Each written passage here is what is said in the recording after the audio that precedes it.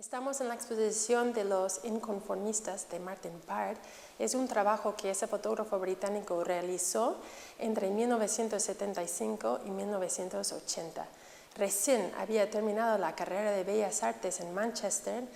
Al año le alcanzó Susie Mitchell, que posteriormente será su esposa, y ellos empezaron a trabajar en conjunto, ella realizando los textos y él las fotografías. Buscaban temas que eran o muy ingleses o a punto de desaparecer o los dos. En la región de Yorkshire hay muchas comunidades de dominación inconformista que se fundaron en los años en el siglo XVIII y XIX, en un momento que la región fue en pleno crecimiento por la industria textil. Son grupos que no reconocen la iglesia anglosajón de Inglaterra y se caracterizan por su independencia.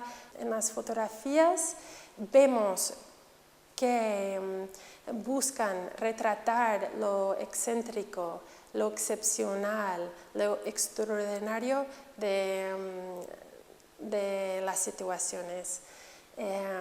Es una fotografía que distingue de la trayectoria de Martin Parr que ha realizado posteriormente en esas últimas décadas, en que todas las 75 imágenes en la exposición son en blanco y negro, y también distingue en el sentido de que no tiene una crítica social, no conlleva los grandes temas de Martin Parr, del ocio, del consumismo, el turismo que posteriormente irá trabajando.